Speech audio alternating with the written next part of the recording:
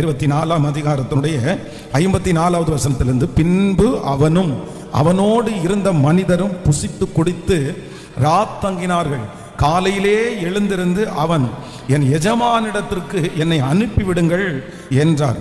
நீங்க அப்பொழுது அவன் சகோதரனும் அவள் தாயும், 10 நாளாகிலும் பெண் எங்களோடு இருக்கட்டும், பிற்பாடு போகலாம் என்றார். இப்போ 60வது வசனத்தை வாசிக்கலாமே. 60வது வசனத்தை வாசிக்கும் போது, ரெபெக்காளை வாழ்த்தி, எங்கள் சகோதரியே, நீ கோடா கோடியாக பெருகுவாயாக, உன் சந்ததியார் தங்கள் பகைஞர்களுடைய வாசல்களை சுதந்தரித்துக் கொள்ளுவார்களாக என்று ஆசீர்வதித்தார்கள். 61வது வசனத்தை வாசிக்கலாம். அப்பொழுது ரெபெக்காளும் அவன் வேலைக்காரர்களும் எழுந்து ஒட்டகங்கள் மேல் ஏறி அந்த மனிதரோடே கூட போனார்கள். ஊழியக்காரன் ரெபெக்காளை அழைத்து கொண்டு போனான். ஈசாக்கு தென் தேசத்தில் குடியிருந்தான். அப்பொழுது அவன் லகாயிரோயி எனப்பட்ட துறவின் வழியாய் புறப்பட்டு வந்தான். ஈசாக்கு சாயங்கால வேளையிலே தியானம் பண்ண வெளியிலே போயிருந்து தன் கண்களை ஏறெடுத்து பார்த்தபோது ஒட்டகங்கள் வர கண்டான். ஆமென். ஆண்டவருடைய பிள்ளைகளை, இந்த வசனம் எனக்கு ரொம்ப பிடிச்சிருச்சு. என்ன அப்படின்னு சொன்னா, ஈசாக்கு சாயங்கால வேளையிலே எங்க போனாராமா? தியானம் பண்ணும்படி வெளியே போயிருந்து தன் கண்களை ஏறிட்டு பார்த்தபோது ஒட்டகங்கள் வர கண்டான். அப்போ ஈசாக்கு ரெகுலரா என்ன டைமிங் அப்படின்னா, சாயங்காலமானா எங்க போவார் அப்படின்னா, தியானம் பண்றதுக்காக போவாரு, ஜெபம் பண்றதுக்காக போவாரு. எப்படி தானியேல் 3 வேளை ஜெபம் பண்ணாரோ, அதே போல ஈசாக்குக்கு சாயந்தர நேரத்துல தியானம் பண்ற ஒரு பழக்கம் இருந்துச்சு. இப்போ எந்த சாயந்தரமான நேரத்துல அவர் தியானம் பண்றதுக்காக போறாரோ, அதே சாயந்தரமான நேரத்துல அவருக்கான ஒரு எதிர்காலத்தையே கர்த்தர் கொண்டு வருவதற்கு கர்த்தர் நல்லவராயிருந்தார். அதைத்தான் வேதம் சொல்லுகிறது. நீங்கள் வேண்டிக் கொள்ள தொடங்கின போதே கர்த்தரிடத்திலிருந்து பதில் புறப்பட்டு வந்தது. ஆமென். நீங்க எந்த காரியத்தை ஆண்டவருக்காக ஒதுக்குறீர்களோ, நீங்கள் எந்த காரியத்தை ஆண்டவருக்காக விட்டு கொடுக்கிறீர்களோ, நீங்க எந்த டைம் ஆண்டவரை தேடுகிறீர்களோ, கர்த்தர் அந்த டைமை அந்த காரியத்தை கணக்கில் வச்சு அதற்கு சரியாய் ஈடு கொடுக்கிறதற்கு கர்த்தர் வல்லவராய் இருக்கிறார். நான் நம்புறேன், இந்த 100 நாள் ஜெபத்துல உங்களுக்கு இன்றைக்கு 2வது ஒரு அற்புதத்தை கர்த்தர் செய்ய போறாரு. நீங்க இத்தனை நாட்களும் ஆண்டவர் தேடணும்ல. ஆமென். வெகு சீக்கிரத்தில் இந்த ஜெபம் முடியும் போது, இந்த டைம்ல, இந்த 100 நாட்கள் எந்த டைம்ல இந்த ஜெபத்தை நீங்க கேட்டீங்களோ, எந்த டைம்ல நீங்க ஜெபித்தீர்களோ, அதே நேரத்தில் உங்களுக்கு ஒரு அற்புதத்தை கர்த்தர் கொண்டு வருவதற்கு கர்த்தர் வல்லவராயிருக்கிறார். இந்த நேரம் பரலோகத்திலே குறிக்கப்படுகிறது. இந்த நேரம் ஆண்டவர் எழுதி வைத்திருக்கிறார். இந்த நேரம் நம்ம ஜெபிக்கும் போதே ஆண்டவரிடத்திலிருந்து பதில் புறப்பட்டு வருகிறது. நீங்க எதெல்லாம் ஆண்டவருக்காக நம்ம கமிட் பண்ணமோ அது எல்லாத்துக்கும் நமக்கு பதில் கொடுக்கிறதற்கு கர்த்தர் வல்லவராக இருக்கிறார். இன்னும் ஒரே ஒரு வசனத்தை கூட வாசிக்கும் போது, நீங்க அதே ஆதியாகமத்தில் ஒரு வசனத்தை கூட வாசிக்கலாம். அந்த 54ஆம் அதிகாரத்திலே நீங்க 24ஆம் அதிகாரத்தினுடைய 53வது வசனத்தை வாசிக்கலாமா? 53வது வசனத்தை, பின்பு அந்த ஊழியக்காரன் வெள்ளி உடைமைகளையும் பொன் உடைமைகளையும் வஸ்திரங்களையும் எடுத்து ரெபெக்காளுக்கு கொடுத்ததும் அன்றி தாய்க்கும் சில உச்சிதங்களை கொடுத்தான். நீங்க 45வது வசனத்தை வாசிக்கலாம். 24ஆம் அதிகாரம் 45. நான் இதை என் இருதயத்தில் சொல்லி முடிக்கும் முன்னே இதோ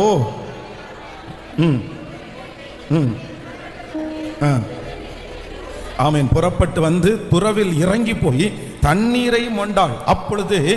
அப்பொழுது நான் எனக்கு குடிக்க தர வேண்டும் என்றேன். இப்போ இந்த விஷயத்துல 2வது ஒரு அற்புதம் என்ன நடக்குது அப்படின்னு சொன்னா, வேதம் சொல்லுது, ஆபிரகாமுடைய வேலைக்காரர் இப்பொழுது ஜெபம் பண்ணிட்டே வராரு. ஜெபம் பண்ணிட்டு வரும்போது ஒரு காரியம் நடக்குது. என்ன காரியம் நடக்குதுன்னா, இந்த வேலைக்காரனுக்கு முன்னாடி போகிற ஒரு தூதனானவர் இப்போ நம்ம தண்ணி எடுக்கணும்னு வச்சுக்கோங்களேன்.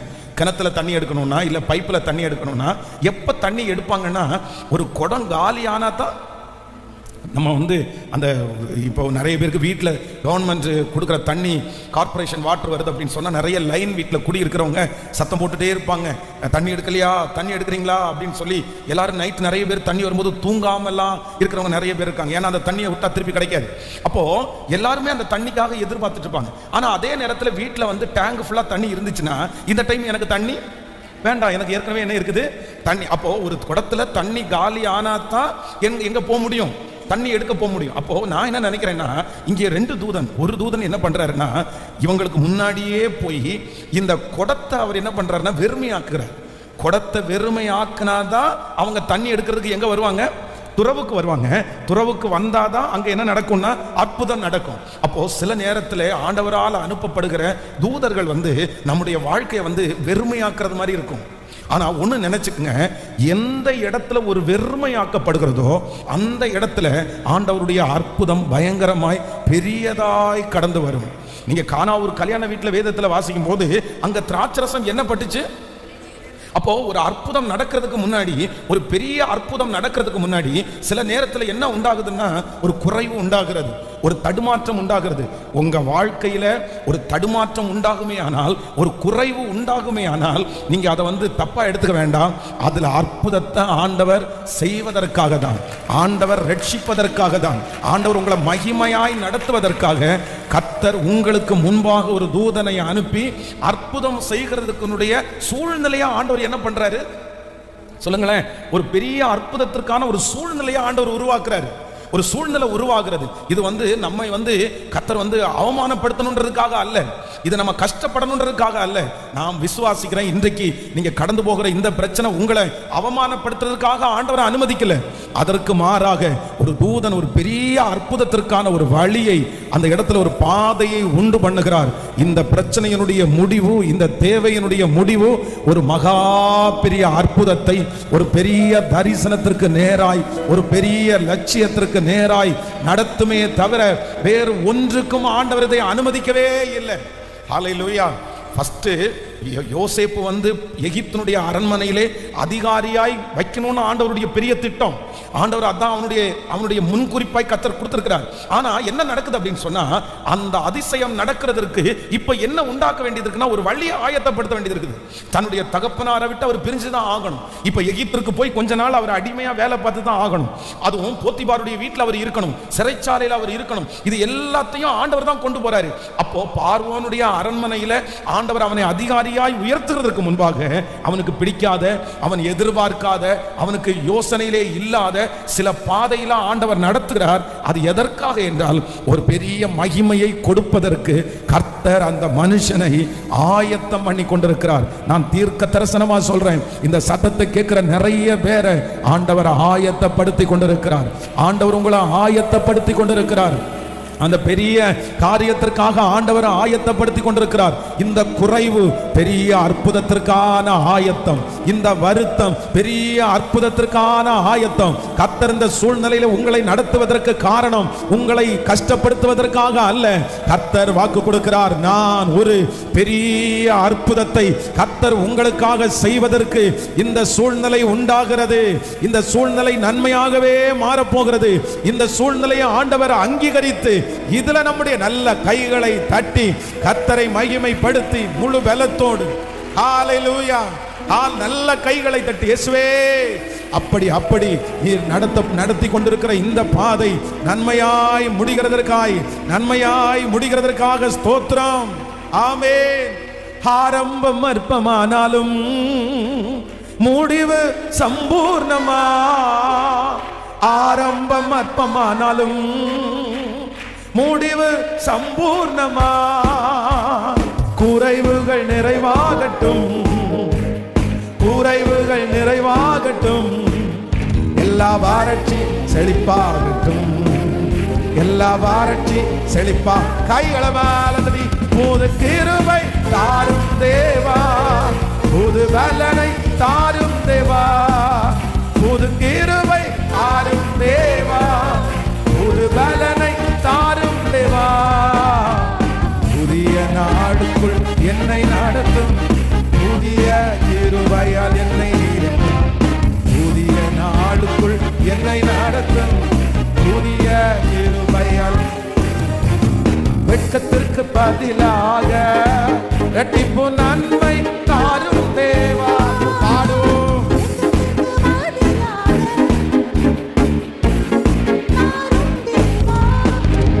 கண்ணீருக்கு பதிலாக, என் கண்ணீருக்கு பதிலாக ஆனந்த ஆனந்த களிப்பை தாரும் தேவா, ஆனந்த களிப்பை தாரும் தேவா, புது கிருபை தாரும் தேவா, புது பலனை தாரும் தேவா, புது கிருபை தாரும் தேவா, புது பலனை தாரும் தேவா, புதிய நாளுக்குள் என்னை நடத்தும் புதிய கிருபையால், புதிய நாளுக்குள் என்னை நடத்தும் புதிய கிருபையால்.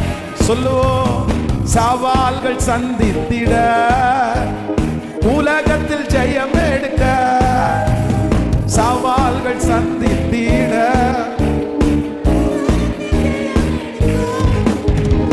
உறவுகள் சீர் பொருந்த, குடும்ப உறவுகள் சீர் பொருந்த, சமாதானம் நான் பெற்றிட, தேவ சமாதானம் நான் பெற்றிட.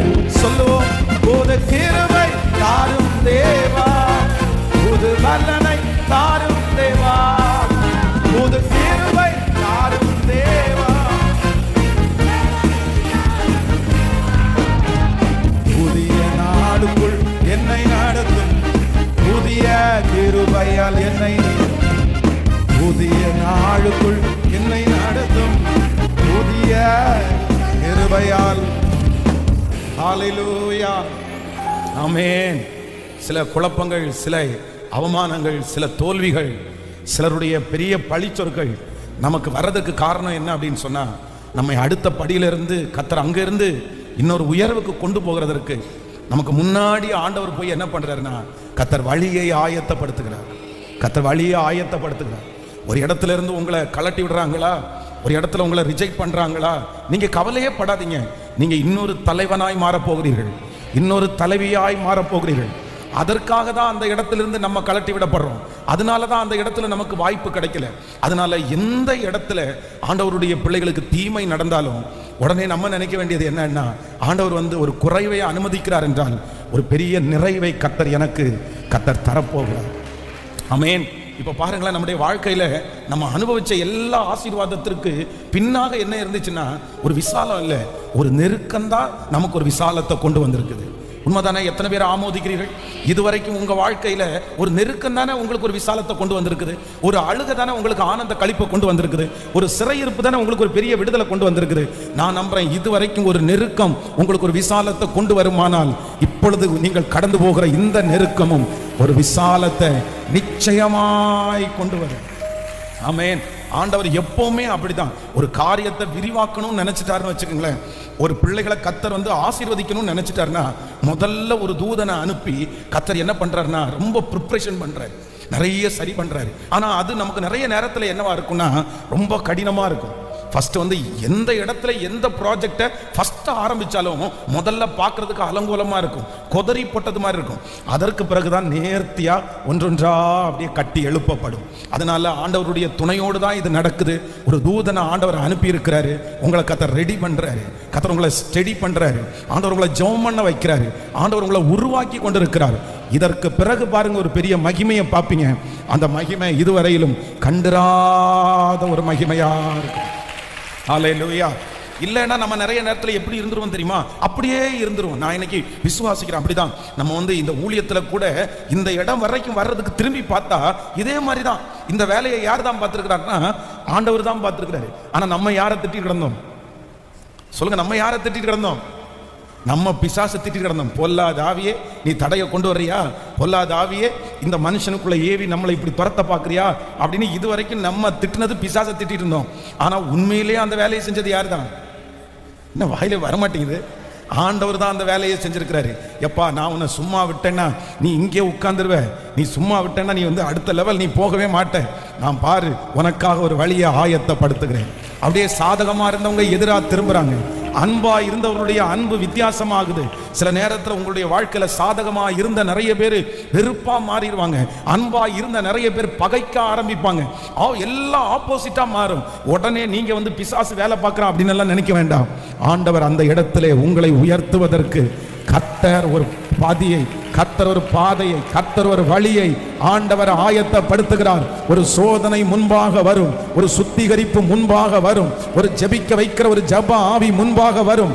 அதற்கு பின்பு அற்புதம் நம்மை தேடி வரும். ஆமென். அதற்கு பின்பு நீ அறியாததும் உனக்கு எட்டாததுமான பெரிய காரியத்தை எனக்காக செய்கிற கர்த்தர். ஹல்லேலூயா. ஆமென். வேதத்தை திறந்து ஆண்டவர் இன்றைக்கு கர்த்தர் இந்த நாளிலே என்னுடைய இருதயத்திலே ஆண்டவர் ஒரு வார்த்தையை கர்த்தர் வைத்திருக்கிறார். சகரியாவின் தீர்க்க தரிசன புஸ்தகம் 9ஆம் அதிகாரத்தினுடைய 12வது வசனத்தை நாம் எல்லாரும் சேர்ந்து வாசிக்க போகிறோம். சகரியாவின் தீர்க்க தரிசன புஸ்தகம் 9ஆம் அதிகாரத்தினுடைய 12வது வசனத்தை எல்லாரும் சேர்ந்து வாசிக்கலாமா? நம்பிக்கை உடைய சிறைகளே அரணுக்கு திரும்புங்கள், இரட்டிப்பான நன்மையை தருவேன், இன்றைக்கே தருவேன். இன்னொரு விஷயம் கூட வாசிக்கலாம். நம்பிக்கை உடைய சிறைகளே அரணுக்கு திரும்புங்கள், இரட்டிப்பான நன்மையை தருவேன், இன்றைக்கே தருவேன். இன்னொரு விஷயம் கூட சேர்ந்து வாசிக்கலாம். நம்பிக்கை உடைய சிறைகளே அரணுக்கு திரும்புங்கள், இரட்டிப்பான நன்மையை தருவேன், இன்றைக்கே தருவேன். ஹல்லேலூயா. ஆண்டவராகிய கர்த்தர் இன்றைக்கு கிருபையாய் வாக்கு கொடுக்கிறார். நம்பிக்கை உடைய சிறைகளே அரணுக்கு திரும்புங்கள், இரட்டிப்பான நன்மையை தருவேன், அதுவும் இன்றைக்கே தருவேன். ஹல்லேலூயா. ஒருவேளை இந்த சத்தத்தை கேட்கிற ஆண்டவருடைய பிள்ளைகளே, இன்றைக்கு தேவ ஆவியானவர் நமக்கு தெளிவாய் பேசுகிறார். நம்பிக்கை உடைய சிறைகளே, நம்பிக்கை உடைய சிறைகளே. அப்படின்னா அந்த மனுஷனுக்கு பெரிய நம்பிக்கை இருக்குது. ஆண்டவர் ரட்சிப்பார், ஆண்டவர் சந்திப்பார், ஆண்டவர் தூக்கி எடுப்பார், ஆண்டவர் இந்த சூழ்நிலையை எனக்கு மாற்றுவார், ஆண்டவர் இதுல ஒரு விடுதலை கொடுப்பார். ஆனா அந்த நம்பிக்கை உள்ளே இருக்குது. ஆனா எங்க இருக்கிறாங்க அப்படின்னு சொன்னா சிறைக்குள்ளே இருக்கிறார். நம்பிக்கை உடைய சிறைகளே. இன்றைக்கு இந்த சத்தத்தை கேட்கிற உங்களுடைய வாழ்க்கையிலே அப்படிதான். இந்த 100 நாட்கள் ஜெபத்துல உங்களுக்கு நம்பிக்கை இருக்கா அப்படின்னு கேட்டா, ஆமா எனக்கு நம்பிக்கை இருக்குது, ஆண்டவர் மாற்றுவார் என்ற நம்பிக்கை இருக்குது, ஆண்டவர் என்ன தூக்கி எடுப்பார் என்ற நம்பிக்கை இருக்குது. ஆனாலும் நீங்க எங்க இருக்கலாம் அப்படின்னா சிறைக்குள்ளேயே இருக்கலாம். ஒரு கட்டுக்குள்ள, ஒரு சிறைக்குள்ள உட்கார்ந்துட்டு ஒருவேளை நீங்க நம்பிக்கையோட இருக்கலாம். அவர்களை பார்த்துதான் கர்த்தர் கிருபையாய் வாக்கு கொடுக்கிறார். நம்பிக்கை உடைய சிறைகளே, நீங்கள் அரணுக்கு திரும்புங்கள், உங்களுக்கு இரட்டிப்பான நன்மையை தருவேன், இன்றையிலிருந்தே உங்களுக்கு தருவேன். இன்றையிலிருந்து அந்த நன்மை உங்களுக்கு ஆரம்பிக்க போகிறது. உங்க நம்பிக்கை வீண் போவது இல்லை.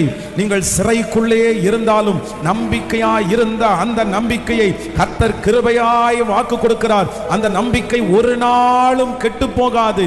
அந்த நம்பிக்கையை கர்த்தர் கனம் பண்ணி, ஆமென், இரட்டிப்பான நன்மையை கர்த்தர் தருவேன் என்று வாக்கு கொடுக்கிறார். இஸ்ரவேல் ஜனங்கள் 400 வருட அடிமைத்தனத்தில் இருந்தாலும் ஆனா அவங்களுடைய நம்பிக்கை என்னவா இருந்துச்சுன்னா, அவங்க சிறைக்குள்ளதான் இருக்கிறாங்க. அவங்க நாளுக்கு நாள் அவங்க கொடுமையா அனுபவிக்கிறாங்க. அவர்களுக்கு வைக்கோல் கொடுக்காம விட்டுட்டாங்க. அவர்களை கல்ல இருக்கிற வேலையில ரொம்ப கொடுமைப்படுத்துறாங்க. ஒரு பக்கத்துல அந்த மாதிரி கடினமான வேலை நடந்துட்டு இருக்குது. பல வருடங்களாக அவங்க செஞ்சுட்டு இருக்காங்க.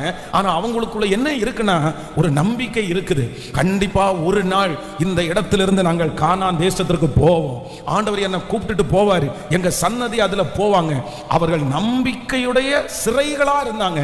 ஆனா கர்த்தர் ஒரு நாள் ஒரு மோசேயை அனுப்பி அவருடைய நம்பிக்கைக்கு தகுந்ததுக்கு பிற்பாடு அந்த நம்பிக்கைக்கு கர்த்தர் ஆதரவாய் அந்த இடத்திலிருந்து கர்த்தர் அவர்களை புறப்பட பண்ணினார்.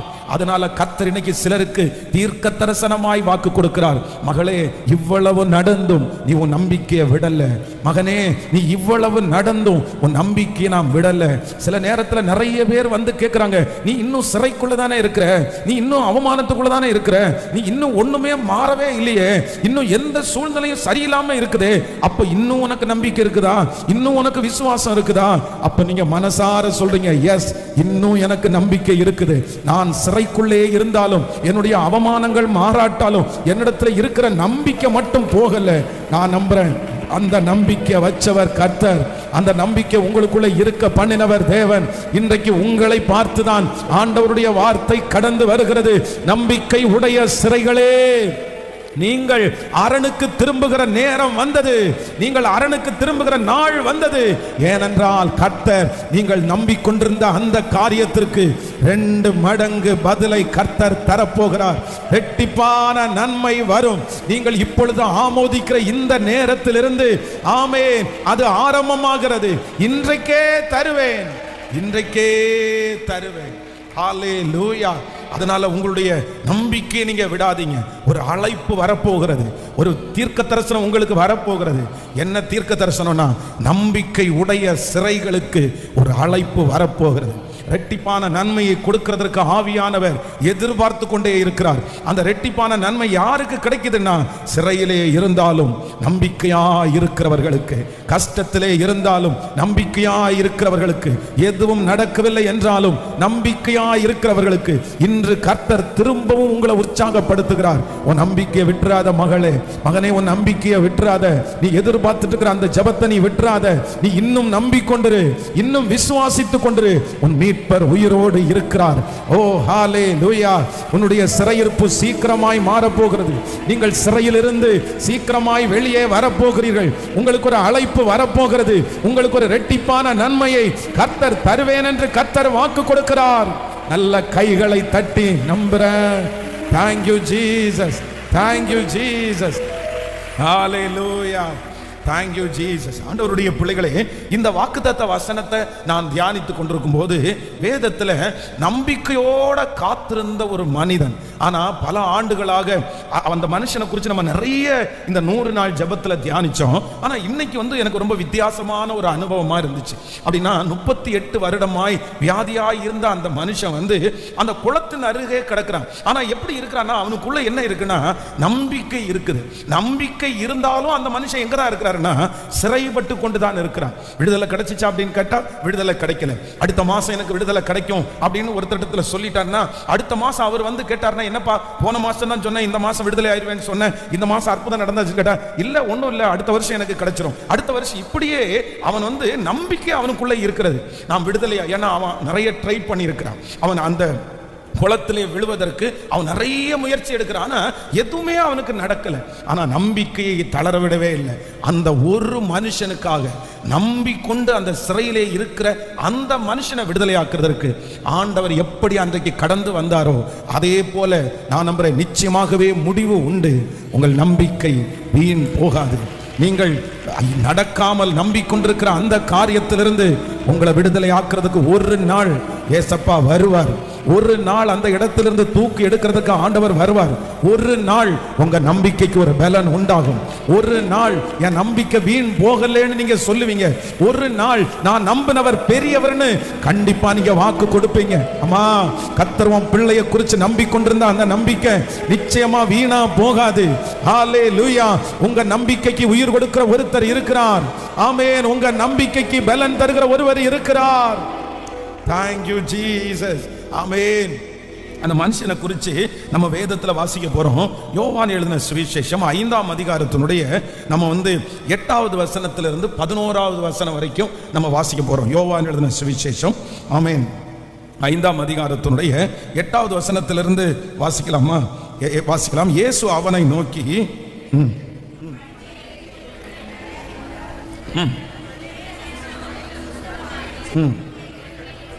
ஆமென். உடனே அந்த மனுஷன் சொத்தமாகி தன் படுக்கையை எடுத்துக்கொண்டு நடந்து போனான். அந்த நாள் ஓய்வு நாளாய் இருந்தது. ஆதலால் யூதர்கள் குணமாக்கப்பட்டவனை நோக்கி, இது ஓய்வு நாளாய் இருக்கிறதே, படுக்கையை எடுத்துக்கொண்டு போகிறது உனக்கு நியாயம் அல்ல என்றார்கள்.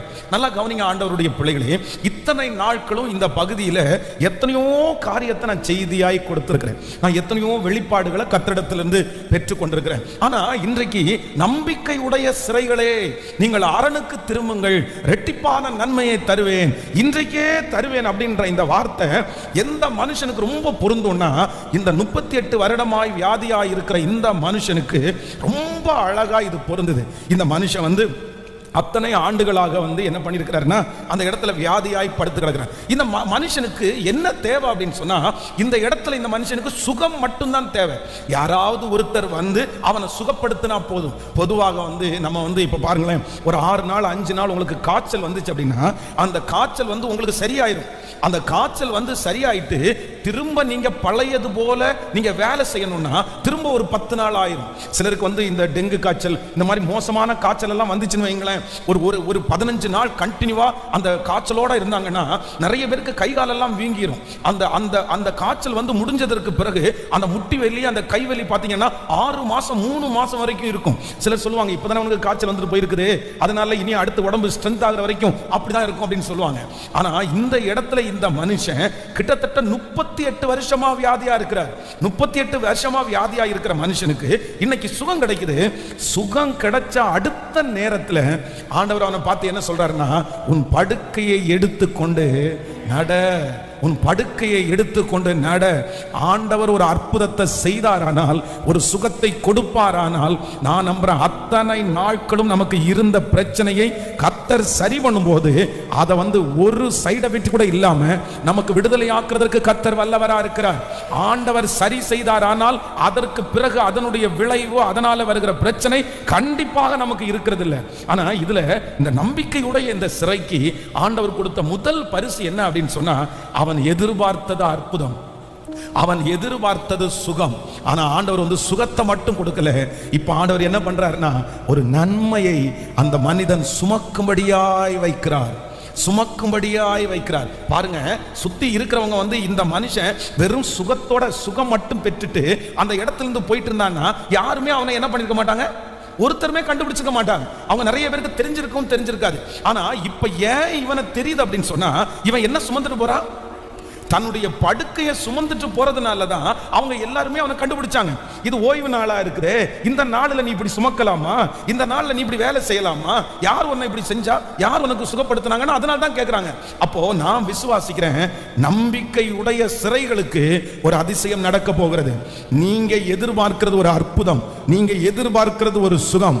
ஆனா ஆண்டவர் இன்னும் ரெட்டிப்பா தரப்போறாரு. என்ன தரப்போறாருன்னா, உங்களை ஒரு நன்மையை சுமக்க வைக்க போகிறார், ஒரு அதிசயத்தை சுமக்க வைக்க போகிறார். மற்றவர்கள் காணும்படியாக ஒரு அற்புதத்தை நீங்கள் சுமக்க போகிறீர்கள். மற்றவர்கள் ஆச்சரியப்படும் விதமாய், அவர்கள் உங்களை கண்டுபிடிக்கிற விதமாய் கர்த்தர் அற்புதத்தை மட்டுமல்ல, ஆமேன், கர்த்தர் உங்களை சுமக்கவும் பண்ண போகிறார். நல்ல ஆமேன், கரங்களை தட்டி முழு பலத்தோடு Thank you Jesus. ஆமேன். ஒரு நன்மையை சுமக்கிறதற்கு கர்த்தர் கிருபையாய் இறங்குவார். ஆமேன். ஏதோ ஒன்றை நிச்சயமாய் நீங்கள் சுமப்பீர்கள். வெறும் அற்புதம் மட்டும் உங்களுக்கு நடப்பதில்லை, அந்த அற்புதத்தோடு சேர்ந்து ஒரு நன்மையையும் ஆண்டவர் உங்களுக்கு தரப்போகிறார், உங்களை சுமக்க வைக்க போகிறார். கைகளை அப்படியே உயர்த்தி சொல்லுங்க இந்த வார்த்தை, நம்பிக்கை உடைய சிறைகளே நீங்கள் அரணுக்கு திரும்புங்கள். நான் உனக்கு இரட்டிப்பான நன்மையை தருவேன், இன்றைக்கே தருவேன். நீங்க ரொம்ப நாளா நம்பிட்டு இருக்கிற ஒரே ஒரு காரியம், ஆண்டவரே இது மட்டும் எனக்கு செஞ்சா போதும், இது மட்டும் எனக்கு செஞ்சா போதும், நீங்க அப்படிதான் நம்பிட்டு இருக்கிறீங்க. ஆனா ஆண்டவர் சொல்றாரு, அந்த அற்புதத்தை மட்டும் இல்ல, மற்றவர்கள் பார்க்கிற விதமா ஏதோ ஒரு நன்மையை உங்களை சுமக்க வைக்க போகிறார், சுமக்க வைக்க போகிறார். ஏதோ ஒரு நன்மையை கூட நீங்கள் சுமக்க போகிறீர்கள். ஆமென், ஹalleluya. அந்த அற்புதம் மட்டுமல்ல, எக்ஸ்ட்ரா இன்னொன்றை கர்த்தர் நீங்கள் நினைக்காத ஒன்றை எனக்கு தருவேன் என்று கர்த்தர் வாக்கு கொடுக்கிறார். ஹalleluya, ஹalleluya. ஆமென். Thank you Jesus. மேற்கு கிழக்கு வடக்கு தெற்கு பரம்பு வா என்றீரே, பூமியின் துளைத்துவேன். நீங்க நம்பிக்கொண்டிருக்கிறது ஒன்றுக்காக, நீங்க காத்திருக்கிறது ஒரு காரியத்திற்காக, நீங்க ஜெபித்தது ஒரு காரியத்திற்காக. ஆனால் கர்த்தர் நீங்கள் இவ்வளவு நாளும் நம்பிக்கொண்டே இந்த சிறையிலே இருந்ததனால உங்களுக்கு அற்புதம் செய்யும் போது வெறும் அற்புதத்தை மட்டுமல்ல, அற்புதத்தை பெற்றுக்கொண்ட அன்றையிலிருந்து இன்னொரு நன்மையையும் சேர்த்து சேர்த்து ஹalleluya. உனக்கு சுகம் மட்டும் கிடையாது, உனக்கு சுகம் மட்டும் கிடையாது, ஒன்று பண்ண போற. நீ என்ன பண்ண போற? ஒரு நன்மையை உன்னை சுமக்கவும் நான் வைப்பேன். ஆண்டவருடைய பிள்ளையை, கர்த்தர் உங்களை தொடுகிறதற்கு நாள் நெருங்கிருச்சு. கர்த்தர் உங்களுக்கு அற்புதம் செய்கிறதற்கு நாள் நெருங்கிருச்சு. நீங்கள் சிறையிலிருந்து வெளியே வருவதற்கு நாள் நெருங்கிருச்சு. உங்களுடைய கட்டுகள் அவிழுகிறதற்கு நாள் சீக்கிரமா நெருங்கிருச்சு. ஆமென். இதுவரையிலும் காத்திருந்ததை கர்த்தர் பார்க்கிறார். நம்பிக்கையோட காத்திருந்ததை கர்த்தர் பார்க்கிறார். இப்ப மறுபடியும் உங்க விசுவாசத்தை தைரியப்படுத்துறாரு. உன் நம்பிக்கையை விட்டுறாத மகளே, உன் நம்பிக்கையை விட்டுற வேண்டாம். மகனே, உன் நம்பிக்கையை விட்டுறாத.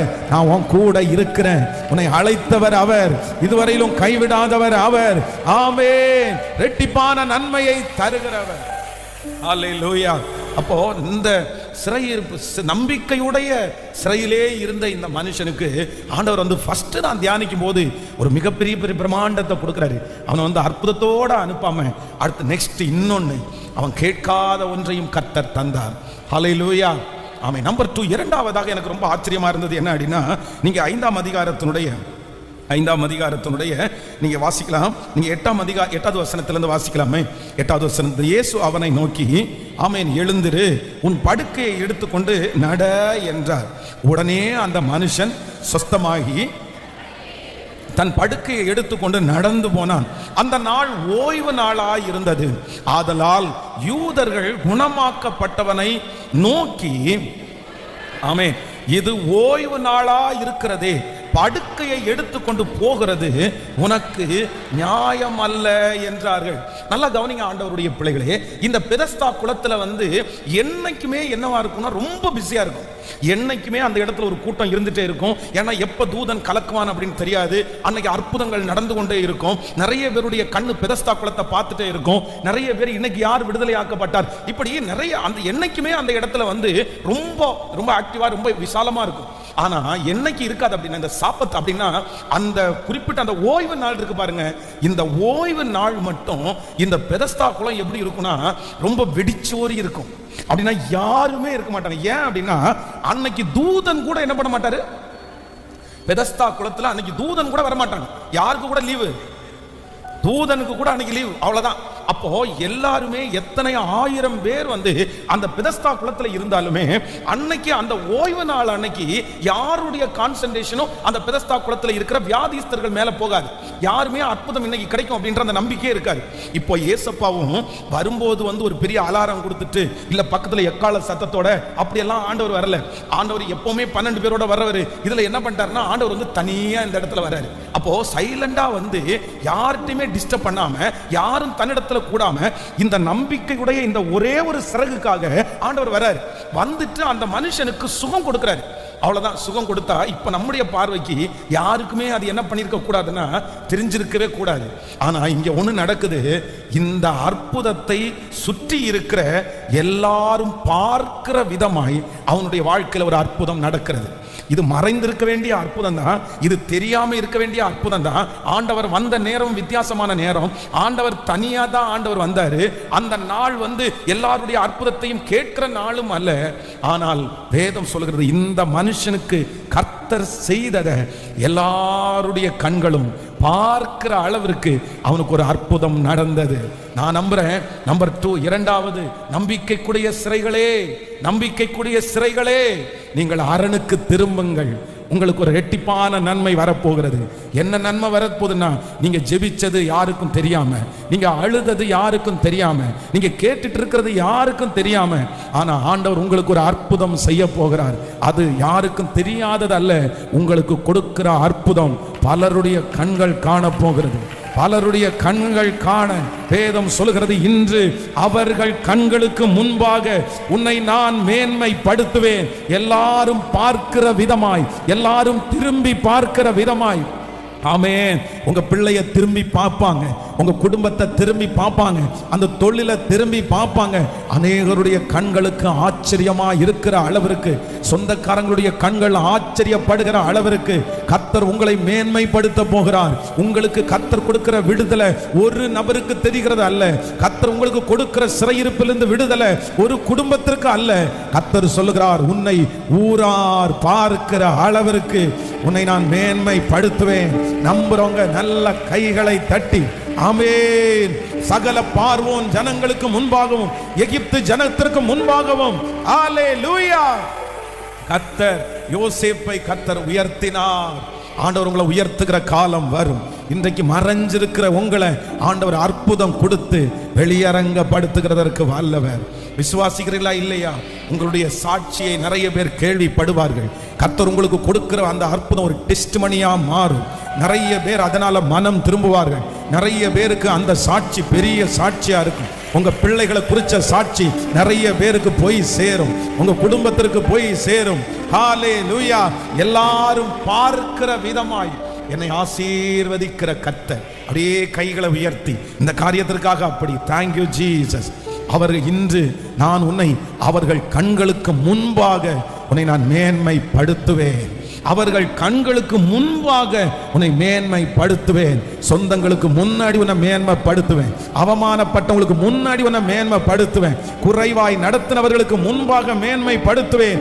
எல்லாரும் பார்க்கிற விதமாய் மற்றவர்கள் பார்த்து சொல்லுவார்கள், இதோ அற்புதத்தை பெற்ற ஒரு மனுஷன், இதோ அற்புதத்தை பெற்ற ஒரு மனுஷன்னு உங்களை பார்த்து சொல்ற அளவிற்கு ஹல்லேலூயா. என்னுடைய அற்புதம் வெளியரங்கமாக்கப்படும். என்னுடைய அற்புதம் வெளியே சொல்றதற்கு நிறைய பேருக்கு தெரிய வரும். ஆமென். நம்பிக்கை உடைய சிறைகளே அரணுக்கு திரும்புங்கள், இரட்டிப்பான நன்மையை தருவேன், இன்றைக்கே தருவேன். ஹல்லேலூயா. சோ இந்த மனுஷன் 38 வருடமாய் வியாதியா இருந்ததுனால இவனுடைய அற்புதம் எப்படி நடந்துடக்கூடாதுன்னா அப்படியே சைலண்டா நடந்துடக்கூடாதுன்னு ஆண்டவர் நினைச்சார். ஆனா அன்னைக்கு இருக்கிற சூழ்நிலையை பார்த்தா அது எப்படிதான் நடக்கணும் அப்படின்னா அது ரொம்ப சைலண்டா தான் நடக்கணும். ஏன்னா வேற யாரும் அந்த இடத்துல இல்லை. ஆனாலும் ஆண்டவர் அதை எப்படி மாத்தினார்னா பிரம்மாண்டமாய் மாத்தினார். அவனை அந்த படுக்கையை சுமக்க வச்சு அவன் சுமந்துட்டு போகும்போது எல்லாருடைய கண்ணும் அவனை பார்த்துட்டு கண்டுபிடிச்சிடறாங்க, இதோ தேவனால் விடுதலையாக்கப்பட்ட ஒரு மனுஷன், சிறையிருப்பிலிருந்து விடுதலையாக்கப்பட்ட மனுஷன். இத்தனை நாட்களும் ஆண்டவர் மறைவிடத்துல இவ்வளவு நெருக்கமான சூழ்நிலையில உங்களை வச்சுட்டு உங்களை பிளஸ்ஸிங்க, உங்க ஆசீர்வாதத்தை மறைவிடமா ஆண்டவர் வைக்க மாட்டாரு. கண்டிப்பா ஆண்டவர் நீங்க மறைவிடத்துல பட்ட பாடு, அந்தரத்துல வடிச்ச கண்ணீர், யாருக்கும் தெரியாம நீங்க அனுபவிச்ச சித்திரவதை, இது எல்லாத்தையும் ஆண்டவர் கணக்குல வச்சிருக்கிறாரு. இதெல்லாம் ஆண்டவர், நீங்க யாருக்கும் தெரியாம பாடுபட்டீங்க, நீங்க யாருக்கும் தெரியாம கண்ணீர் வடிச்சீங்க, நீங்க யாருக்கும் தெரியாம அவமானப்பட்டீங்க. ஆனா கர்த்தருக்கு தெரியும். நீங்க அவமானப்பட்டது கர்த்தருக்கு தெரியும். நீங்க வடிச்ச கண்ணீர் கர்த்தருக்கு தெரியும். நீங்க நெருக்கத்தில் இருந்தது கர்த்தருக்கு தெரியும். கர்த்தர் சொல்லுகிறார், அந்தரங்கத்தில் பார்க்கிற பிதா உனக்கு, ஹல்லேலூயா, அந்தரங்கத்தில் பார்க்கிற பிதா உங்களுக்கு வெளியரங்கமாய், சொல்லுங்க நம்புறவங்க, வெளியரங்கமாய் பதில் தருகிற கர்த்தர். ஹல்லேலூயா. நம்பிக்கை உடைய சிறைகளே அரணுக்கு திரும்புங்கள், இரட்டிப்பான நன்மையை தருவேன், இன்றைக்கே தருவேன். நம்பிக்கை உடைய சிறைகளே, நம்பிக்கை உடைய சிறைகளே. ஹல்லேலூயா. ஸோ இந்த மனுஷனுக்கு மூன்றாவது ஆண்டவர் செய்த பெரிய அற்புதம் என்ன அப்படின்னு சொன்னா, உன்னுடைய அற்புதம் மறைவில் செய்யப்பட்டாலும், உன்னுடைய அற்புதம் யாருக்கும் தெரியாத ஒரு இடத்துல செய்யப்பட்டாலும், எல்லாருடைய கண்களுக்கு முன்பாகவும் நீ அற்புதத்தை பெற்ற ஒரு மனுஷன் அப்படின்றத நான் அடையாளப்படுத்துவேன். கர்த்தர் அடையாளப்படுத்தினார். ஏன் அப்படின்னா, நீ 38 வருடமாய் எப்படி நீ காத்துட்டு இருந்தேன்னா நம்பிக்கையோட காத்துட்டு இருந்த. நீ சிறையில தான் இருந்த, நீ சிறையில தான் இருந்த. ஆனா நீ எப்படி இருந்தேன்னா, அந்த சிறையில இருந்தாலும் கர்த்தர் எனக்கு செய்வார் அப்படின்னு காத்துட்டு இருந்தேன். இன்னைக்கு எல்லாருக்கும் நம்பிக்கையோட காத்துட்டு இருக்கிற எல்லாருக்கும் ஒரு ஆறுதல் வருகிறது.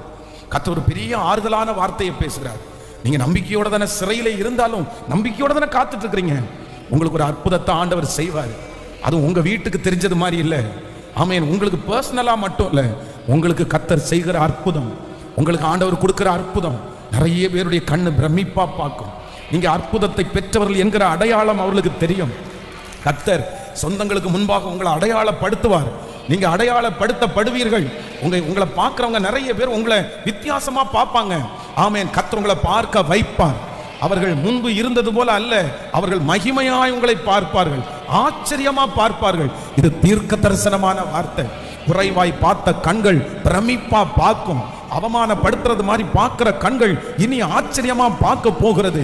நீ நல்லா இருக்க கூடாதுன்னு நினைச்சு நிறைய கண்கள் பார்த்துச்சுல, அந்த கண்கள் எல்லாம் ஆச்சரியமா பார்க்கிற அளவிற்கு ஆண்டவர் அவங்க கண்ணுக்கு முன்னாடி, இயேசுப்பா இப்போ என் பிள்ளைங்க கரங்களை தட்டி ஜெபிச்சுட்டு இருக்கும் போதே இந்த வசனம் அப்படியே நிறைவேறட்டும். நம்பிக்கை உடைய சிறைகளே அரணுக்கு திரும்புங்கள், அரணுக்கு திரும்புங்கள்.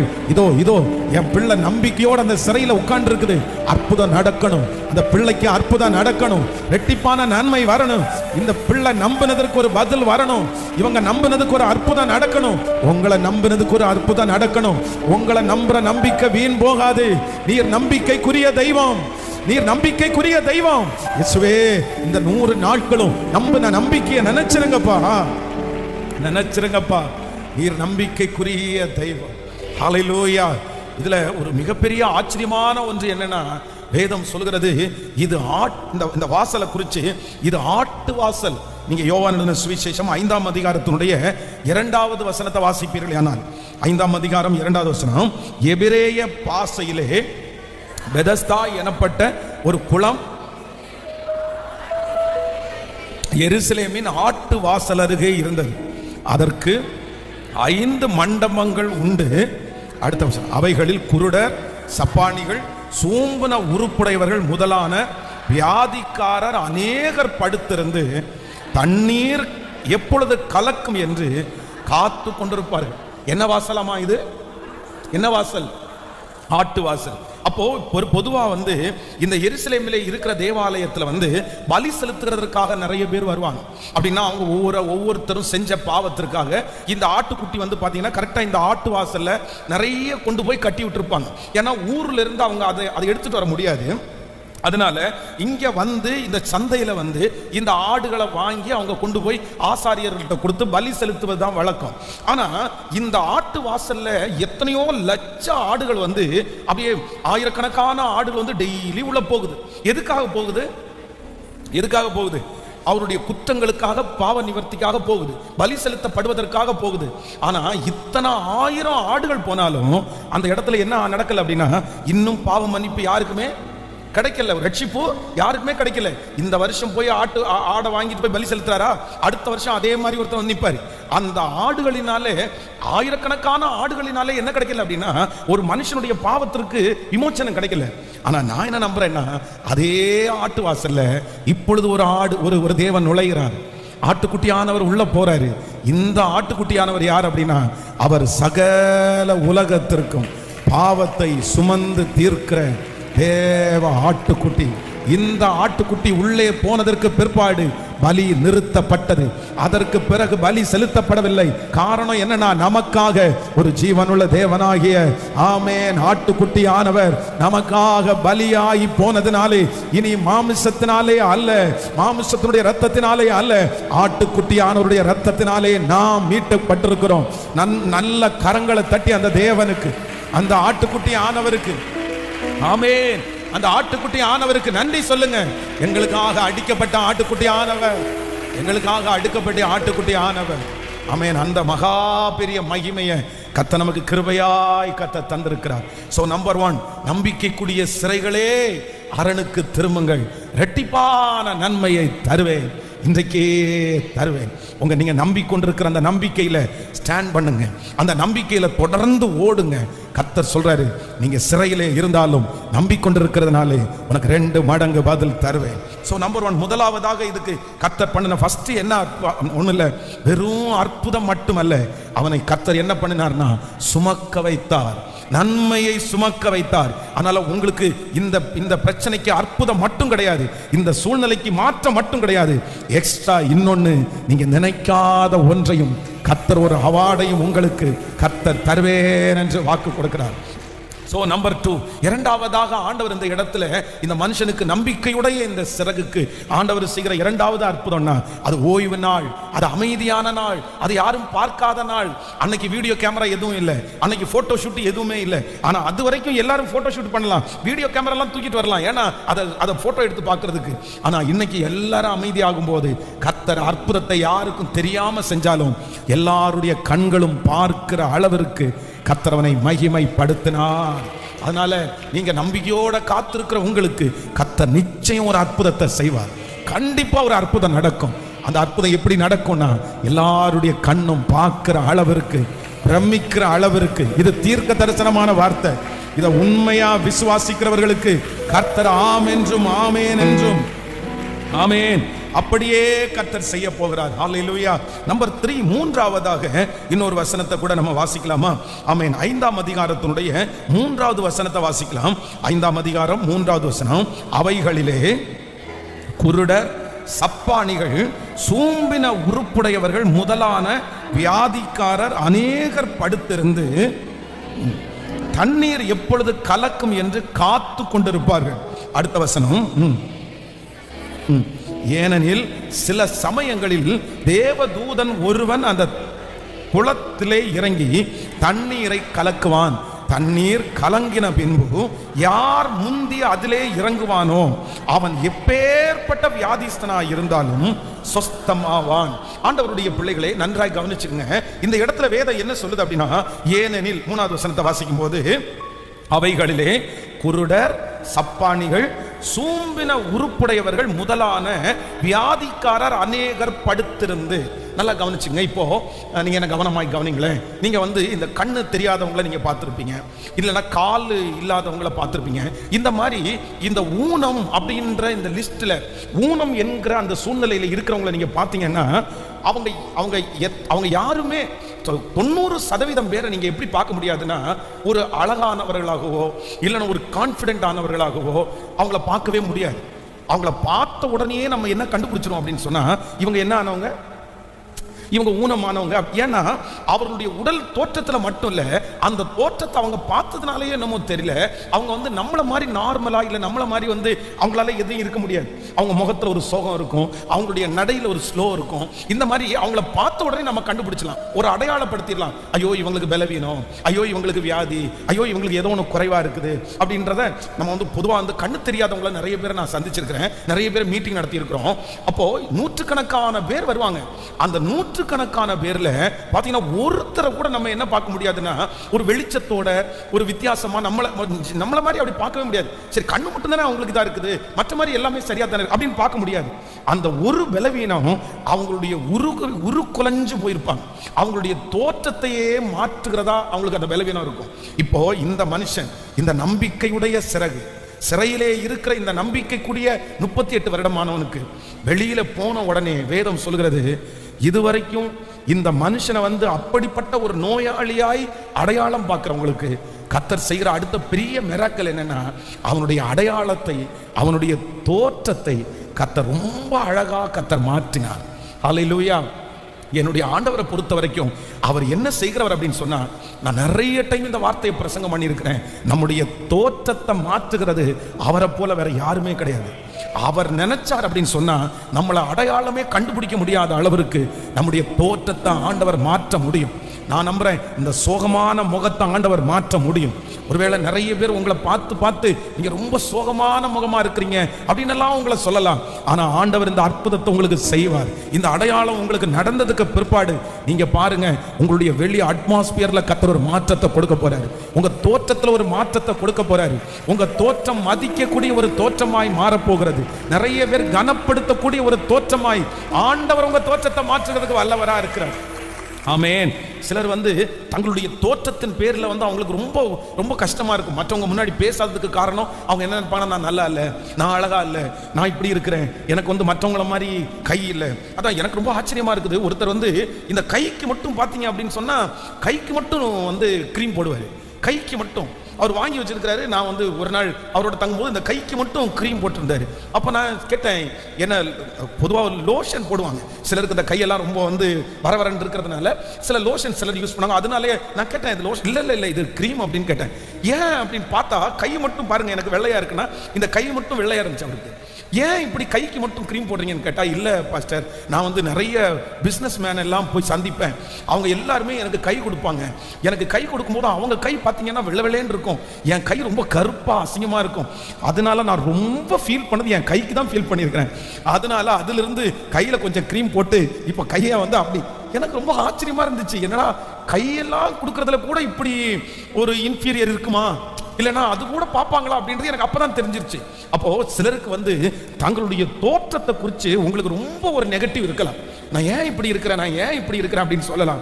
ஆனா நான் நம்புறேன், என்னுடைய ஆண்டவர் நம்பிக்கையினுடைய சிறைகள், உங்களுக்கு ஒரு அற்புதம் நடக்கும், ரெட்டிப்பான அற்புதம் நடக்கும்.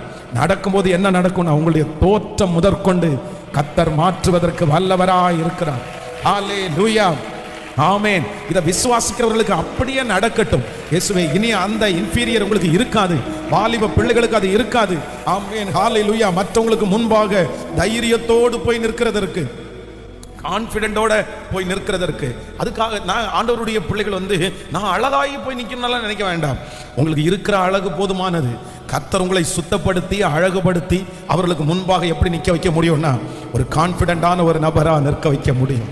ஒதுங்கி ஒதுங்கி வாழ்கிற வாழ்க்கையை கர்த்தர் எடுத்து போட்டு அவர்களுக்கு முன்பாக தைரியமாய் நிற்கிற ஒரு வாழ்க்கையை கர்த்தர் கிருபையாய் கர்த்தர் தருவார். மறைக்கிற அந்த வாழ்க்கையை கர்த்தர் விட்டு விட்டு, ஆமென், உங்களை எல்லாருக்கும் முன்பாகவும் நீங்கள் தைரியமாய் நிற்கக்கூடிய கிருபையை கர்த்தர் தயவாய் தருவாராக. ஹல்லேலூயா.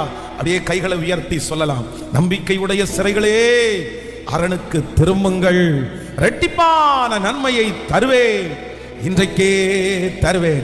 கைகளை உயர்த்தி, உங்கள் தோற்றத்தை மாற்றுகிற ஒரு தேவன், உங்கள் தோற்றத்தை மாற்றுகிற தேவன். ஓ ஹல்லேலூயா. நான் ரொம்ப தவற விட்டேன். என்னுடைய பழைய தோற்றத்தை நான் இழந்துட்டேன். நான் ஒரு நல்ல தோற்றமா நான் இருந்தேன். இப்ப அப்படி நான் இல்லை.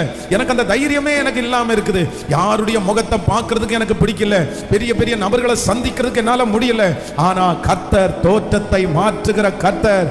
யோசேப்பை, ஆமென், அடையாளம் கண்டுபிடிக்க முடியாத அளவிற்கு யோசேப்பை ஆண்டவர் மாற்ற முடியுமானால் உங்களை ஆண்டவர் மாற்ற முடியும்.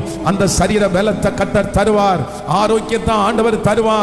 இயேசுவே, thank you Jesus. இந்த சத்தத்தை கேட்டுக்கொண்டிருக்கிற ஒவ்வொரு பிள்ளைகளுக்கும் இன்றைக்கு படுக்கையில கிடக்கிற அந்த பிள்ளை, வெகு நாளாய் வியாதியாய் இருக்கிற அந்த பிள்ளை, வெகு நாளாய் அலைச்சல்ல இருக்கிற அந்த பிள்ளைக்கு இப்போ ஒரு மாற்றத்தை கர்த்தர் கொடுத்து நீர் தோற்றத்தையே மாற்றுவதற்கு கர்த்தர் வல்லவராய் இருக்கிறீர். ஸ்தோத்திரம், ஸ்தோத்திரம், ஸ்தோத்திரம், ஸ்தோத்திரம். நடத்துகிற கர்த்தர். இழந்த தோற்றம் திரும்ப உங்களுக்கு கொடுக்கப்படும். இந்த பலன் கொடுக்கப்படும். இந்த சரீரத்தில் ஒரு பெரிய மாற்றத்தை கர்த்தர் தருவதற்கு ஆண்டவர் வல்லவராய் இருக்கிறார்.